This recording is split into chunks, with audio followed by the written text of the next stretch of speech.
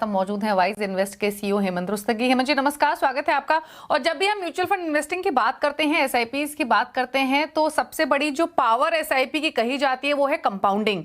यानी आप छोटा छोटा पैसा हर महीने लगाइए और देखिए सालों में कितनी वेल्थ क्रिएट होती है। और इसी कंपाउंडिंग का एक पहलू स्टेप अप से भी जुड़ा हुआ है कि आप छोटी छोटी रकम इंक्रीज करें हर साल हर महीने, जैसे आपके पॉकेट अलाउ करे, और तब आप देखिए कि किस तरीके की ग्रोथ आपके पोर्टफोलियो में देखने को मिलती है। लेकिन बहुत सारे ऐसे व्यूअर्स होंगे हेमंत जी जिनको कंफ्यूजन होगा कि एग्जैक्टली स्टेप अप एसआईपी होती क्या है। तो सबसे पहले तो यही समझना चाहेंगे कि एग्जैक्टली कॉन्सेप्ट क्या है स्टेप अप एसआईपी का, या फिर क्या रेलेवेंस है अगर आप ओवरऑल इन्वेस्ट कर रहे हैं लॉन्गर टर्म पर्सपेक्टिव से। जी दीपाली, आपने बिल्कुल ठीक कहा। देखिए, जब हम एसआईपी की बात करते हैं तो हम बात कर रहे हैं कि एक अपने इन्वेस्टमेंट प्रोसेस में डिसिप्लिन लाने की। यानी जो भी आप हर महीने कमा रहे हैं उसमें से कुछ हिस्सा आपका इन्वेस्टमेंट में जा रहा है, और हमने उसको देखा भी है कि उसकी पावर क्या है। और आई एम श्योर हमारे देश में हमने देखा है जिस तरीके से इन्वेस्टर एसआईपी कर रहे हैं, उन्होंने उसको एक्सपीरियंस भी किया है कि एक डिसिप्लिन अप्रोच से जब आप इन्वेस्टमेंट करते हैं तो उसके क्या फायदे होते हैं।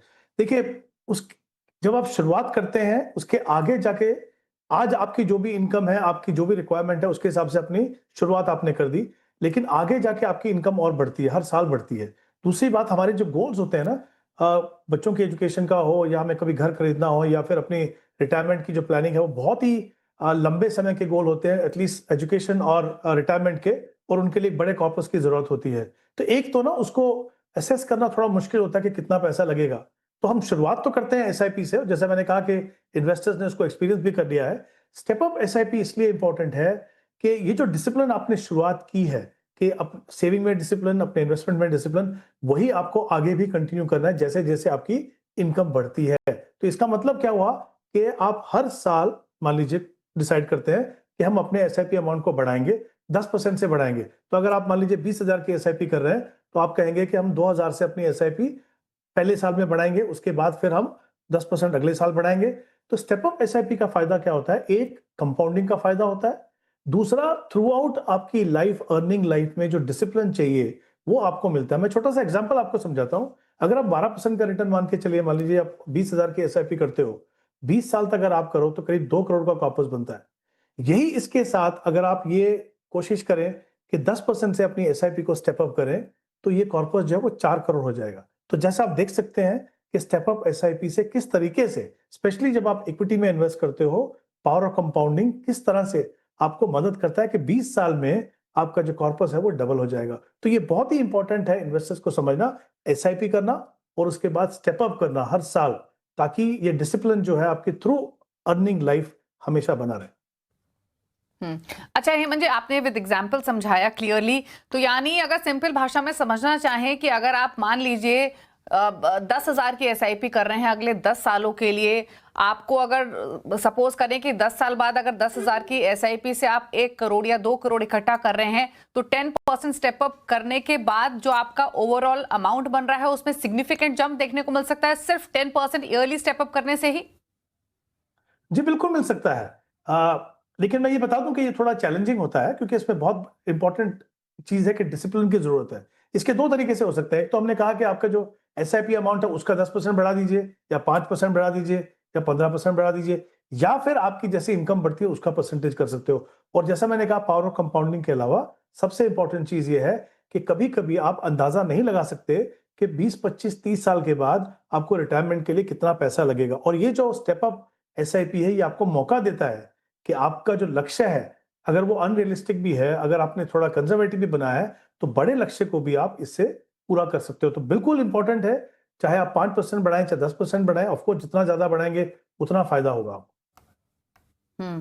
तो यानी भले ही आप आपके सपने बड़े हों, लेकिन आप छोटी छोटी सेविंग से भी उन बड़े सपनों को पूरा कर सकते हो, और इसमें स्टेप अप एसआईपी का काफी बड़ा रोल है। अच्छा, एक कंफ्यूजन और यूजुअली आमतौर पर इन्वेस्टर्स को होता है, वो इन्वेस्टर्स जो स्टेप अप एसआईपी के बारे में जानते हैं, वो ये कि सपोज कीजिए 20,000 की सिप चल रही है, 10% इस साल एलोकेशन इंक्रीज किया, 2,000 रुपए बढ़ाने हैं, तो ये 2,000 लगाए कहाँ? अगर ऑलरेडी पोर्टफोलियो कंप्लीटली डाइवर्सिफाइड है तो उन्हीं फंड्स में थोड़ा थोड़ा बढ़ाएं, कोई नया फंड ऐड करे, ये डिसीजन कैसे ले?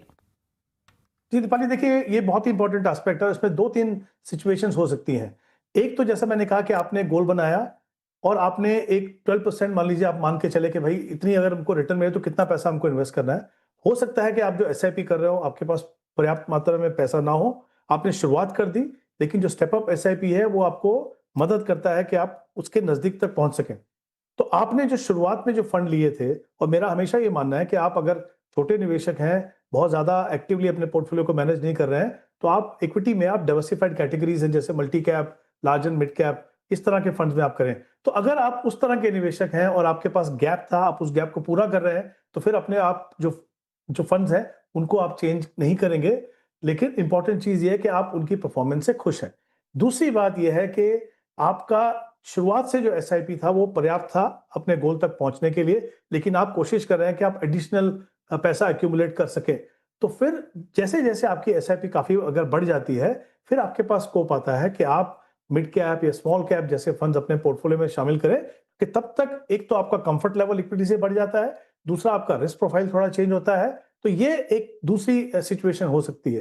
तीसरी हो सकती है कि भाई flavour of the month fund, अगर जैसे जब मेरे को अप्रैल या मई में बढ़ाना है और उस समय पे कोई सेक्टर थीमेटिक फंड अच्छा कर रहा है, टेम्पटेशन हो सकती है कि मैं क्यों ना उसमें पैसा लगाऊं। तो मैं वो कहूंगा कि अगर आप एक आम निवेशक हैं, तब आप इन फंड से दूर रहिए, स्पेशली एसआईपी से इन्वेस्ट करने के लिए, क्योंकि उसका कारण ये है कि इनकी जो ये साइक्लिकल होते हैं, इनकी जो मॉनिटरिंग है वो अलग होती है। आपको ये जानना पड़ेगा कौन से फैक्टर इसके फेवर में है, कौन से फैक्टर इसके अगेंस्ट में है। हो सकता है आप वो रैली के अंत में आप वो पैसा लगा रहे हो। तो ये एक टैक्टिकल एलोकेशन है, मुझे लगता है इसमें लमसम आपको लगाना चाहिए, ताकि आप एसआईपी को इसको अपना हिस्सा एसआईपी में बनाएं। तो मेरा ये मानना है कि स्कोप है आपके पास। जैसे जैसे आपका रिस्क प्रोफाइल चेंज हो, आप जैसे मैंने कहा मिड और स्मॉल फंड्स को आप शामिल कर सकते हो, बट सेक्टर थीमेटिक फंड तो डेफिनेटली दूर रखिए। कोशिश आपकी वही होनी चाहिए कि अगर आप अपने फंड से खुश हो, तो जो फंड्स हैं उन्हीं में आप पैसा बढ़ाइए। डेफिनेटली। और कोशिश आमतौर पे कहा जाता है कि एटलीस्ट 10% स्टेप अप तो आप करें ही। हालांकि ये बहुत ही इंडिविजुअल डिसीजन होता है, हर इन्वेस्टर की पॉकेट पर डिपेंड करता है, बट आमतौर पे कहा जाता है कम से कम 5 और एटलीस्ट 10% तो आप स्टेप अप करें ही, अगर आपको अपने बड़े सपनों को पूरा करना है। और एक और इंपॉर्टेंट चीज कि इन्फ्लेशन जो बढ़ रही है उसको मीट करने में भी स्टेप अप एसआईपी आपकी मदद करती है। अच्छा हेमंत जी, जिस तरीके की मार्केट सिचुएशन है, एक कंफ्यूजन और है इन्वेस्टर्स के मन में कि करें क्या ऐसे बाजार में। एक वो निवेशक हैं जो अपनी एसआईपीज को होल्ड कर लेते हैं ये सोचकर कि शायद थोड़ा बाजार बेहतर हो तब रीस्टार्ट करें, और जो नई खरीदारी कर रहे हैं वो भी काफी बार रुक जाते हैं। तो इस तरीके के वॉलेटाइल मार्केट में एक आइडियल अप्रोच क्या होनी चाहिए इन्वेस्टर्स की? देखिए दीपाली, मेरा तो मानना है कि जो एसआईपी से इन्वेस्टर जो इन्वेस्ट करते हैं उनके लिए तो वॉलेटाइल मार्केट अच्छा है। अब आप दो कारणों से आप एसआईपी से आप इन्वेस्ट करते हो। एक, आप रेगुलर जो कंट्रीब्यूशन है उससे एक बड़ा कॉर्पस बनाना चाहते हो। दूसरा, आप एक बड़ा अमाउंट एक पर्टिकुलर लेवल पे कमिट नहीं करना चाहते हो। एसआईपी का सबसे बड़ा फायदा वही है कि आपको एवरेजिंग का फायदा होता है। तो अगर वॉलेटाइल मार्केट है तो किसी भी इन्वेस्टर को डरने की जरूरत नहीं है। अगर आप एक मिनट के लिए सोचिए कि अगर आप 15-20 साल के लिए आप इन्वेस्ट कर रहे हो, आज अगर वॉलेटिलिटी है तो मार्केट ऐसा तो रहेगा नहीं। तो आज की मार्केट को देख के अपना डिसीजन डिले करना या उसको रोकना, या अच्छा खासा आपका जो डिसिप्लिन चल रहा है उसको रोकना, बिल्कुल भी समझदारी नहीं होगी। क्योंकि आपके पास इतना लंबा समय है, आपका फोकस जो है वो कितना समय है उसके ऊपर होना चाहिए, आपका जो गोल है उसके ऊपर होना चाहिए, बजाय इसके कि आप ये देखें कि आज मार्केट ऊपर है या नीचे। एक्यूमुलेशन स्टेज जो हम बोलते हैं, जिस दौरान आप अपना पैसा इकट्ठा करते हो, उसमें तो अगर जितनी वॉलेटिलिटी होगी उतना आपको फायदा होगा, क्योंकि आप एक लेवल पे इन्वेस्ट नहीं कर रहे, आप नीचे के लेवल पे, ऊपर के लेवल पे इन्वेस्ट कर रहे हो, जिससे आपकी एवरेज कॉस्ट जो है वो नीचे आती है और उसका फायदा होता है। तो मुझे लगता नहीं कि आज की मार्केट सिचुएशन किसी भी निवेशक के लिए जो डिसिप्लिन तरीके से इन्वेस्ट करना चाहते हैं, वो उसके लिए कोई भी कंसिडरेशन होना चाहिए। आपका फोकस लॉन्ग टर्म पे, वेल डाइवर्सिफाइड अच्छे क्वालिटी फंड्स बनाइए, और जैसा हमने कहा स्टेप अप करते जाइए, ताकि बड़े से बड़ा कॉर्पस भी आप अपनी छोटे से छोटे कंट्रीब्यूशन से कर सकें।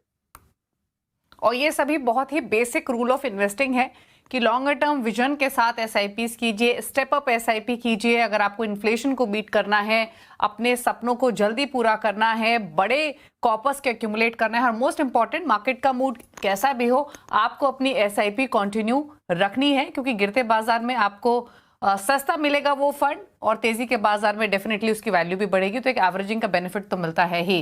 थैंक यू हेमंत जी आने के लिए शो में और सिंपल सरल भाषा में हमारे व्यूअर्स को स्टेप अप एसआईपी का कॉन्सेप्ट समझाने के लिए। Thank you so much.